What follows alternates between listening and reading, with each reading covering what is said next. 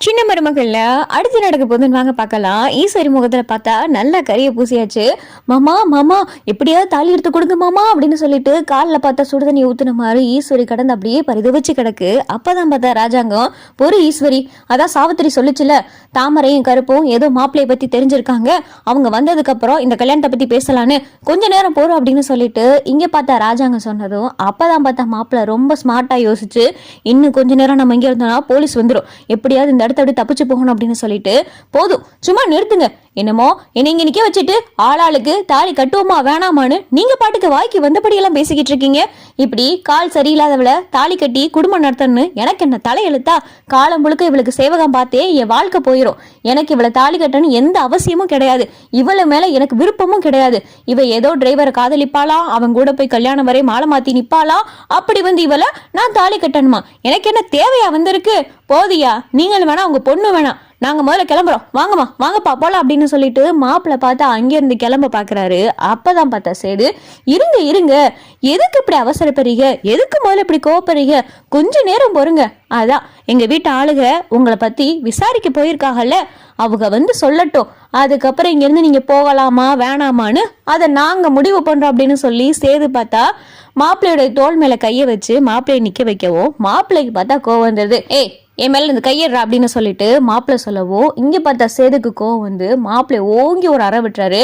என்னடா நானும் வந்ததுல இருந்து பாத்துக்கிட்டு இருக்கேன், ரொம்ப துள்ளிக்கிட்டு இருக்க, பத்தாவதுக்கு என் தங்கச்சிய கால் சரியில்லாதவனு 1008 தடவை சொல்லிக்கிட்டு இருக்க அப்படின்னு சொல்லி சேது பார்த்து அடிக்கவும் அப்பதான் மாப்பிள்ளையோட அம்மா அப்பா ஓடியாந்து, என்னப்பா சும்மா எங்க பிள்ளை அடிச்சுக்கிட்டு இருக்க அப்படின்னு சொல்லிட்டு இங்க மாப்பிள்ளையோட அம்மா அப்பா எகிறவும் அப்பதான் பார்த்தா தாமரை ஓடியாருது. மாமா மாமா அப்படின்னு சொல்லிட்டு தாமரை வரவும் தாமரை வந்துட்டு மூச்சு வாங்கிட்டு இருக்கவும், என்ன தாமரை எதுக்கு இப்படி மூச்சு வாங்க வந்துகிட்டு இருக்க என்ன அப்படின்னு சொல்லி ராஜா கேட்கவும், மாமா மாப்பிள்ளை இந்த மாப்பிள்ளை நல்லவனே கிடையாது மாமா, இவன் வச்சிருக்கிற ஹோட்டல்ல என்ன லட்சணம்னு எங்களுக்கு நல்லாவே தெரிஞ்சு போச்சு மாமா, இவன் வச்சிருக்கிற ஹோட்டல்ல எல்லா ரூம்லயும் ரகசிய கேமரா வச்சிருக்கா மாமா, அங்கே வர பொம்பளை பிள்ளைகள நல்லா வேவு பார்த்து அந்த வீடியோவை ரகசியமா உட்காந்து அதை ரசிக்கிற கேடு கெட்டவனா இருக்கா மாமா, அது மட்டும் இல்லாம அந்த வீடியோவை அந்த பிள்ளைகிட்ட காமிச்சு அந்த பிள்ளையில பிளாக்மெயில் பண்ணி அந்த பிள்ளைகிட்ட தப்பான உறவுல இவ இருக்கா மாமா, இவன் சரியே இல்ல மாமா அப்படின்னு சொல்லிட்டு தாமரை சொல்லவும் ராஜாங்கத்துக்கு பார்த்தா கோவம் வருது. பின்னாடியே பார்த்தா இன்ஸ்பெக்டர் இங்க மாப்பிள்ளையோட ஃப்ரெண்ட்ஸையும் கூட்டிட்டு வரவோ,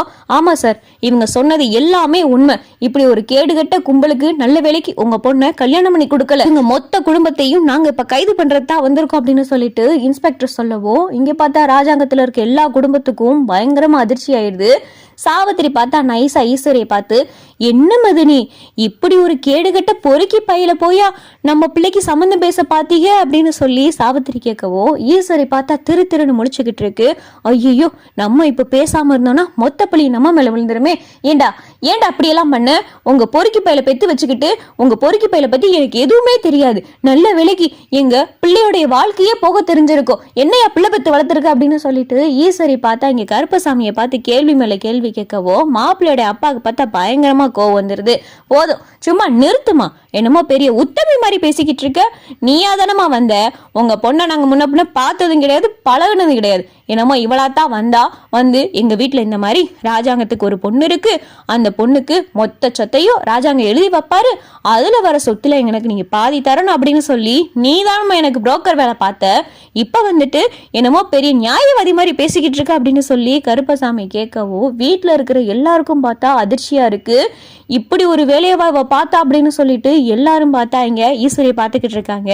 சாவித்திரி பார்த்தா நல்லா குழு குழுன்னு மனசுக்குள்ள சிரிச்சுக்கிட்டு இருக்கு. அப்படி போடு எல்லா உண்மையும் வெளியே வந்துருச்சுல அப்படின்னு சொல்லி சாவித்திரி பார்த்தா ஈஸ்வரியை பார்த்து நக்கலா சிரிச்சுக்கிட்டு இருக்கு. அப்பதான் அடி பாவி, என் பிள்ளை உனக்கு என்னடி துரோகம் பண்ணியா, என் பிள்ளை எல்லாத்துக்கும் பார்த்து பார்த்து தானடி ஒவ்வொன்றையும் பண்ணிக்கிட்டு இருக்கான், அப்படி இருக்கையில அவன் பெத்த பிள்ளை கண்மணிக்கு இப்படி ஒரு கேடுகட்ட குடும்பத்தை கொண்டாந்துருக்கியடி, அதுவும் சொத்துக்கு ஆசைப்பட்டு நீ எல்லாம் நல்லா இருப்பியாடி, நீ விளங்குவியாடி அப்படின்னு சொல்லி அப்பதான் ஈஸ்வரியை பிடிச்சு திட்டிக்கிட்டு இருக்காங்க. அப்பதான் பார்த்தா சன்னாசி,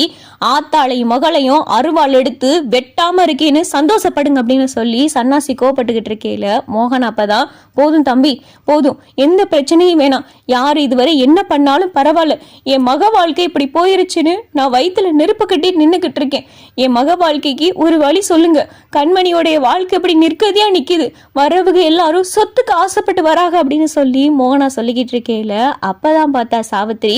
அண்ணே நான் ஒரு யோசனை சொன்னா நீ தப்பா எடுத்துக்கிற மாட்டியே அப்படின்னு சொல்லி சாவித்திரி கேட்கவும், என்ன சாவித்திரி அப்படின்னு சொல்லி ராஜாங்க கேட்குறாரு. இல்லனே, ஈஸ்வரி மதினி பார்த்த மாப்பிள்ளை வேணா சொத்து ஆசைப்பட்டிருக்கலாம், ஆனா நான் ஒரு மாப்பிள்ளை பார்த்திருக்கேன்னு உங்ககிட்ட நான் ஏற்கனவே சொன்னேன். அவங்க குடும்பமும் இங்கேதான் வந்திருக்காங்க. அண்ணே இங்க வாங்க அப்படின்னு சொல்லிட்டு அந்த மாப்பிள்ளை வீட்டுக்காரங்களை பார்த்தா சாவித்திரி கூப்பிடவும் இங்க அவங்களும் பார்த்தா வராங்க. ஐயா வணக்கம் ஐயா, நான் பெரிய சொத்து பத்து கோடீஸ்வரெல்லாம் கிடையாதுயா, நான் ஒரு சாதாரண குடும்பத்தை சேர்ந்தவன் தாயா, இவன் என் மகன் தாயா, நாங்க ஒரு பால் பண்ண வச்சு நடத்திக்கிட்டு இருக்கோம், மற்றபடி எங்ககிட்ட சொத்து பத்தெல்லாம் கிடையாதுயா, என் மகன் இப்ப கூட உங்க மக கழுத்துல தாலி கட்ட ரெடியா தான் இருக்கியா அப்படின்னு சொல்லிட்டு இங்க பார்த்தா மாப்பிள்ளை வீட்டுல சொல்லவும் அப்பத்தாக்கு பார்த்தா சந்தேகம் வந்துடுது. இங்க நடந்தது எல்லாத்தையும் நின்று பார்த்துக்கிட்டான இருந்தீங்க,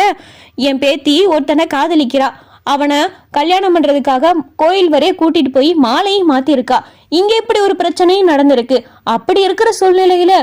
ஏன் பேத்திய உங்க பிள்ளை கட்டிக்கிறேன்னு என்ன கட்டாயம் அப்படின்னு சொல்லி அப்பதான் கேட்கவும் இங்க மாப்பிள்ளைட்டுக்கார பார்த்தா திருத்திருன்னு முழிக்கவும் அப்புறம் தான் பார்த்தா மாப்பிள்ளையோட அப்பா யோசிச்சு,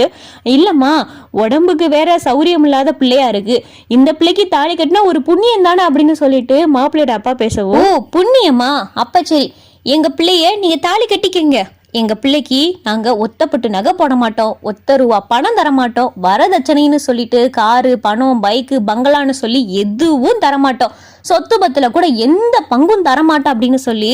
இங்க அப்பத்தா பேசவும் மாப்பிள்ளை வீட்டுல இருக்கிற பார்த்தா திருன்னு முழிச்சிட்டு, அது எப்படிமா இப்ப பெண்களுக்கும் சொத்துல உரிமை இருக்குன்னு சொல்லி சட்டம் இருக்கே அப்படின்னு சொல்லி மாப்பிள்ளையோட அப்பா பார்த்தா வாய விடவும்,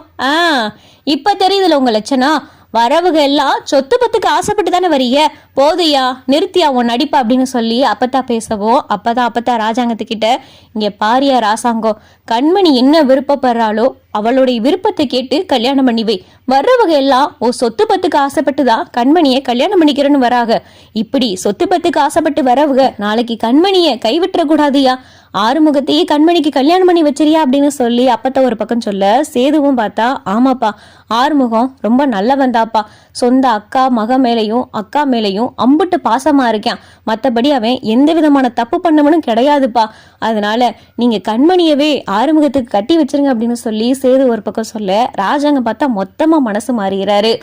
ராஜாங்கம் கருப்பை கூப்பிட்டு ஆறுமுகம் எங்க இருந்தாலும் மண்டபத்துக்கு கூட்டிட்டு வா அப்படின்னு சொல்லி ராஜாங்கம் சொல்லவும் கருப்பு பார்த்தா இங்க ஆறுமுகத்தை தேடி போறாரு. ஆறுமுகம் பார்த்தா அடி வாங்கின கோபத்துல ஒரு பக்கம் அவர் பாட்டுக்கு நடந்து போய்கிட்டு இருக்காரு. ஆறுமுகத்தையும் பார்த்தா தேடி கண்டுபிடிச்சு இங்க கருப்பு மண்டபத்துக்கு கூட்டிட்டு வந்துடுறாரு. ஆறுமுகம் பார்த்தா மண்டபத்துக்கு வரவே மாட்டேன்னு சொல்றாரு. இல்லனே என்னை விட்டுருங்கனே, என்னால அடி தாங்க முடியலனே, என்னை விட்டுருங்கனே, நான் பண்ணதெல்லாம் தப்பு தானே அப்படின்னு சொல்லி ஆறுமுகம் கதறவும், டேய் உன்னைய மாமா தான்டா கூட்டிட்டு வர சொன்னாங்க, உனக்கும் கண்மணிக்கும் கல்யாணம் பண்ணி வைக்கணும்னு மாமா தான் கூட்டிட்டு வர சொன்னாங்க அப்படின்னு சொல்லி கருப்பு சொல்லவும் சரின்னு சொல்லிட்டு ஆறுமுகம் பார்த்தா மண்டபத்துக்கு வராரு. இங்க ராஜாங்க பார்த்தா ஆறுமுகத்தோடைய கையை பிடிச்சு இங்க கண்மணியோடைய கையை பிடிச்சு ரெண்டு பேர்த்தையும் பார்த்தா மண்டபத்திலேயே சேர்த்து வச்சிடறாரு.